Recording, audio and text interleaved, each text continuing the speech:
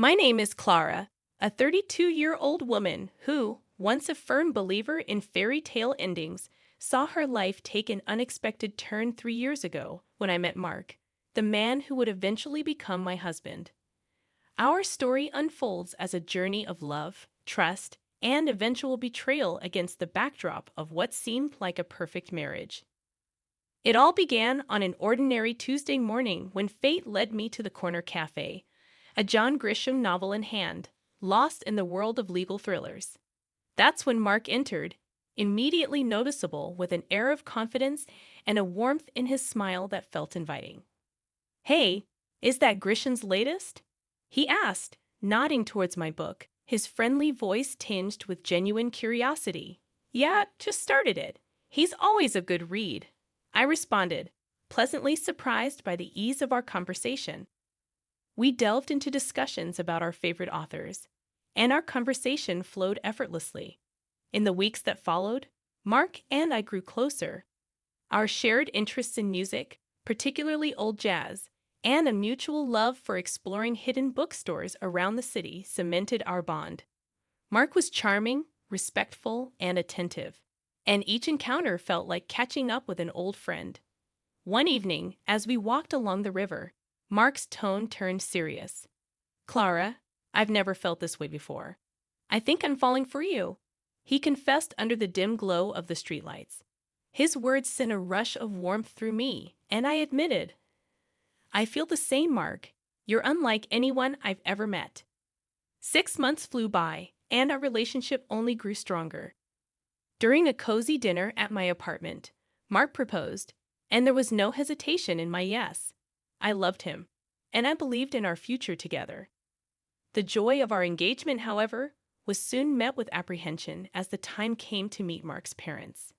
His mother, Linda, was a stern woman with piercing eyes that seemed to judge my every move, while his father was more amiable but carried an undeniable seriousness, especially regarding the institution of marriage.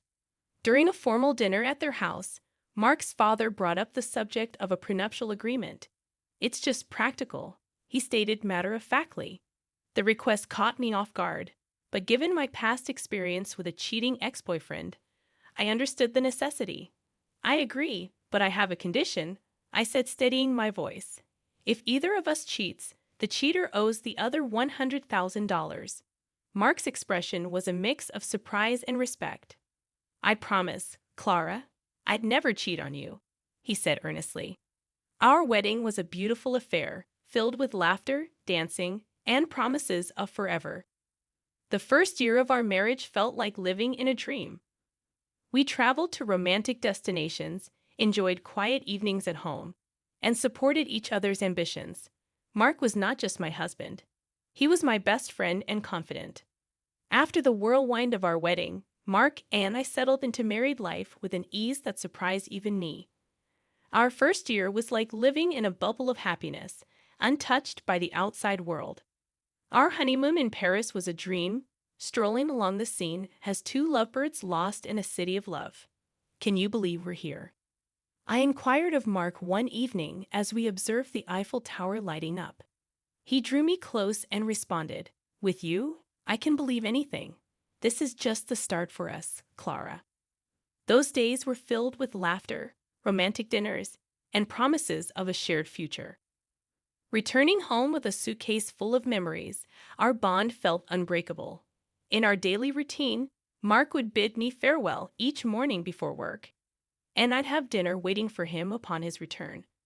Our conversations stretched late into the night, discussing everything and nothing. One night, while cleaning up after dinner, Mark remarked, "You know, I never thought I'd be this happy doing mundane stuff like washing dishes." I playfully splashed water at him, and he laughed, catching it in his hands. "That's because you've got an amazing wife. It's all about good company," he said. "Absolutely the best decision of my life marrying you." Despite the growing pressure from external expectations, particularly the anticipation of starting a family, our happiness persisted. Linda, Mark's mother, would drop not-so-subtle hints at family gatherings, asking, "So when are we going to hear some good news?" I brushed it off with a joke, but her persistence strained me over time. Mark reassured me, saying, "Don't let my mom get to you. We'll start a family when we're ready, not minutes sooner." Our first year of marriage was magical, celebrated with a quiet dinner at home. Mark surprised me with a necklace I had admired months ago. "Happy anniversary, Clara. Here's to many more years of happiness," he said, his eyes shining with love. As we cuddled on the couch that night, I felt incredibly fortunate. However, as our second year of marriage began, the pressure from Mark's family, particularly Linda, took a toll. It wasn't just about starting a family. Her criticisms infiltrated every aspect of our lives. Linda's disapproval, often hidden in seemingly helpful comments, turned every visit into a nightmare. One afternoon, as I set the table for lunch, Linda walked into the kitchen, eyeing the spread with a disapproving frown. "Is this what you're serving? A bit simple, don't you think?" she remarked, her tone dripping with disdain. Clenching my jaw, I tried to maintain composure. Her critiques extended beyond my cooking, finding fault in everything from house decorations to how I spent my free time. One evening, relaxing in the living room, Linda gave her unsolicited opinion, stating, "You know, Clara, if Mark gave me the money he spends on you." I contemplated hiring a proper cleaner and cook. Mark appeared uncomfortable, but he remained silent. His quiet response felt like a betrayal, and though seething with frustration, I managed to say, "Well, Linda, I'm doing my best here." The hurt intensified as Mark's attitude began to mirror his mother's criticisms, albeit in a more subtle manner. Following one of Linda's visits, Mark casually suggested, "Mom might have a point about the house. Maybe we should consider getting some help." A pang of hurt and frustration hit me, and I questioned, "So you think I can't handle it either?" He backpedaled, saying, "No, that's not what I meant." But the damage was done. Constant criticisms and Mark's growing detachment strained our marriage, leading to arguments over trivial matters and transforming our once easy conversations into tense exchanges. After a particularly heated argument, I found myself wondering aloud, "What happened to us, Mark? We used to be on the same team." He ran a hand through his hair, looking frustrated, and replied, "I don't know, Clara. Everything feels so complicated now." That night, I went to bed feeling lonely and misunderstood. Linda's insidious comments had invaded not only our home, but also our marriage, making me question whether the love Mark and I shared could withstand this constant barrage of negativity. As the third year of our marriage unfolded, a sense of unease settled in my heart. The once bright flame of our love seemed to flicker under the shadow of doubt and mistrust. It all started with repeated phone calls from a name that kept popping up on Mark's phone, Jake. Mark's demeanor changed whenever that name flashed on the screen. One evening, as we watched TV, his phone rang again, and I couldn't help but notice the nervous glance he threw my way. "Who's Jake?" I asked, trying to sound casual, but my heart pounded. "Just a new guy at work, no one important," Mark replied, but his voice was too nonchalant, and his answer seemed rehearsed. Mark's behavior continued to shift. He started coming home late from work with flimsy and inconsistent excuses. His wardrobe underwent a transformation, shifting from casual to sharply tailored suits. One night, as he prepared to leave for another late night at work, I questioned, "Working late again?" noticing his dressed-up appearance. "Yeah, big project," he said without meeting my eyes. "Don't wait up." Frustration boiled over, and I confronted him one day, saying, "This isn't like you, Mark. What's really going on?" My voice trembled with a mixture of anger and fear. Mark sighed, displaying a mix of guilt and annoyance. "I told you, it's just work. Why can't you trust me?" I shot back, "Because you're hiding something. You're never here, and when you are, it's like you're a million miles away." Mark didn't respond. He just grabbed his coat and left, leaving me standing there feeling more alone than ever. That night, lying in our empty bed, I made a decision. I couldn't live in this limbo of doubt and suspicion. I needed to know the truth, whatever it was. The next morning, I called a private detective. It felt like a betrayal, but the constant worry and uncertainty were eating me alive. I needed answers and was determined to get them, no matter what they revealed about the man I thought I knew. The days after contacting the private detective were a haze of anxiety and anticipation. I felt like I walked a tightrope, desperately trying to maintain a semblance of normalcy while my world quietly crumbled around me. Then the call came, shattering my last hope. "Mrs. Johnson, we have conclusive evidence. I'm afraid your suspicions were correct." The detective's voice was solemn, heavy with the weight of the news he was delivering. He explained that Mark had been having an affair, and the mysterious Jake on his phone was actually a woman. My heart sank as he detailed their meetings, providing timestamps and photos. It was irrefutable. I sat there, phone in hand, feeling a mix of devastation and vindication. My worst fears weren't just fears anymore. They were cold, hard facts. Despite the pain, I decided not to confront Mark immediately. I needed more than just the evidence of his infidelity. I needed to understand the full extent of his deceit. One evening, as I passed by his home office, I overheard a conversation that chilled me to the bone. Mark was talking to his mother, Linda. "Mom, I'm planning to end it with Clara after your birthday." Mark's voice was cold, devoid of any affection he once had for me. "Oh, that's wise, dear. Make sure she gets me a nice 65th birthday present before you drop the bomb," Linda replied, her voice laced with a callousness that took my breath away. I leaned against the wall, feeling nauseous. Not only was my husband unfaithful, but he and his mother were plotting against me, waiting to use me for one last expensive gift before discarding me. Fueled by a mixture of anger and resolve, I decided to play along. I continued as if nothing was wrong while secretly gathering more evidence of Mark's infidelity. The detective provided me with everything: photos, videos, and even audio recordings.